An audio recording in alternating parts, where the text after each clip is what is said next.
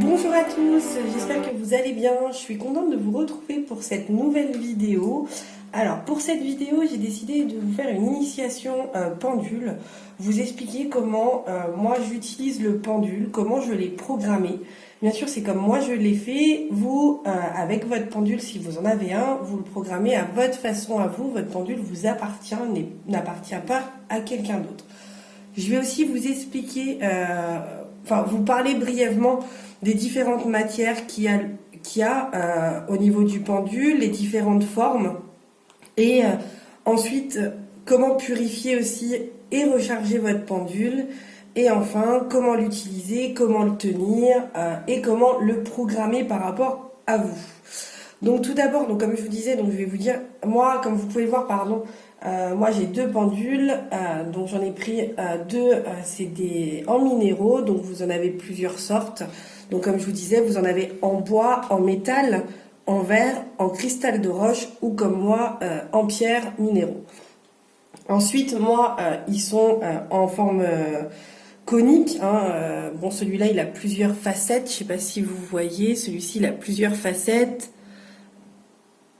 Mais celui-là, il est bien rond. Vous en avez qui sont, donc moi, coniques. Il y en a d'autres qui vont être ronds, qui vont être en gouttes d'eau, qui vont être en forme égyptienne ou avec les anneaux, certains forment les anneaux des chakras.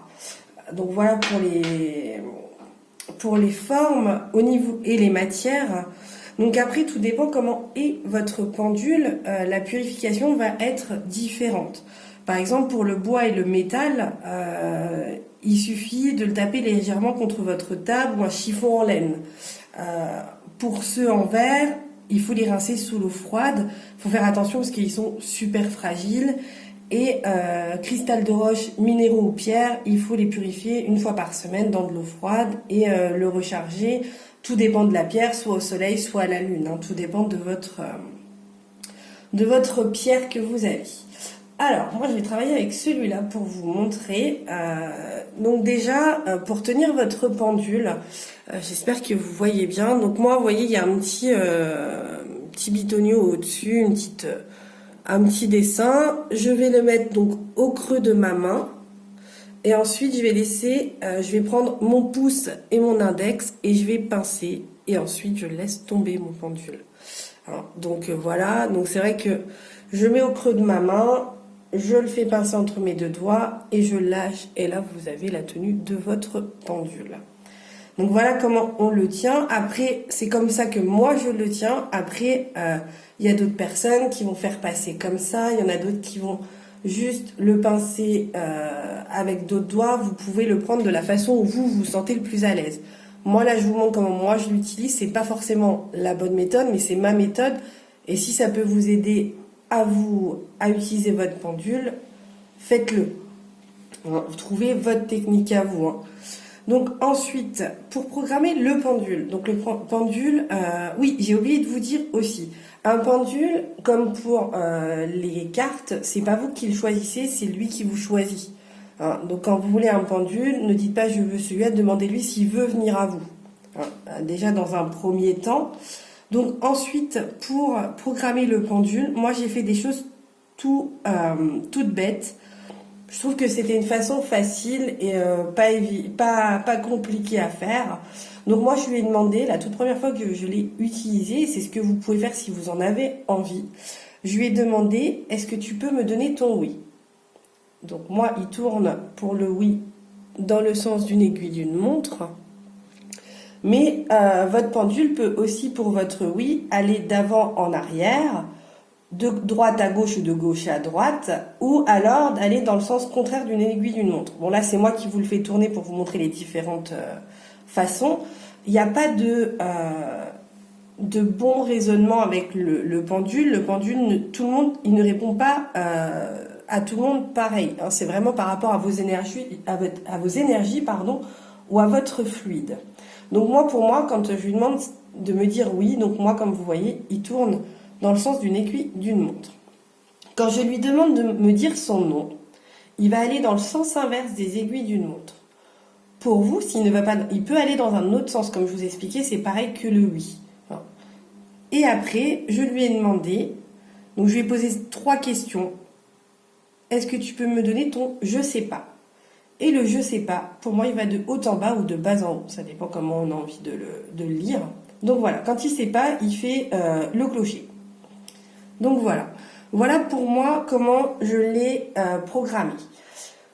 Avant d'utiliser votre pendule pour répondre à des questions, je lui pose toujours une première question pour... donc une fois que j'ai fini ma programmation, je lui pose une première question pour savoir s'il veut travailler avec moi. Donc je lui demande tout simplement, est-ce que tu veux, est-ce qu'aujourd'hui on peut travailler ensemble? Donc là il me répond oui. Donc après ceci, donc je le remercie aussi parce que ça reste quand même quelque chose c'est mon outil de travail, donc je le remercie parce qu'il travaille aussi, c'est mes guides qui l'aident et mes énergies. Et ensuite, j'ai oublié de vous dire aussi, quand vous voulez le stopper, pour moi, donc là par exemple, il tourne dans le sens du non, je lui dis stop. Et il revient en statique. Voilà.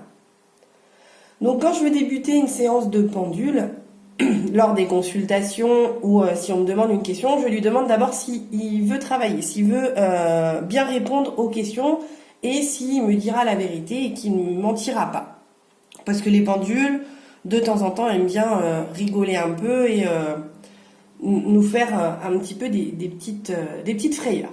Donc la première question que je vais lui poser, c'est déjà pour savoir s'il va me répondre juste, une question où je connais la réponse. Donc par exemple, est-ce que je suis une fille? Oui, heureusement, oui, je suis une fille. Et par exemple, j'aurais demandé est-ce que je suis un garçon? Il aurait automatiquement répondu non. Donc moi, je vous conseille, c'est un conseil, c'est pas du tout une obligation. Posez-lui en tout début d'exercice la première question, si vous êtes une fille, un garçon, une question où vous connaissez la réponse. Après, vous pouvez vous entraîner aussi avec vos cartes. Des cartes de belote, vous prenez la reine et le roi, vous mettez au-dessus des cartes et vous demandez si c'est le roi ou si c'est la reine. Donc si c'est le roi par exemple et qui tourne en oui, et ben c'est très bien, c'est qu'il est bien programmé. Voilà comment je peux vous expliquer l'utilisation du pendule. Après, comme je vous ai dit, c'est vous qui faites avec votre fluide. Il n'y a pas de bonne ou de mauvaise méthode. C'est juste que voilà, il faut que vous le programmiez à votre fluide et comme vous en avez envie. Donc voilà, j'espère vous avoir aidé un peu pour programmer votre pendule. Mais comme je vous ai dit, il n'y a pas de bonne ou de mauvaise méthode. La meilleure méthode, c'est la vôtre, celle qui vous correspond et celle qui vous convient. J'espère vous avoir aidé. Je vous dis à très vite pour de nouvelles aventures.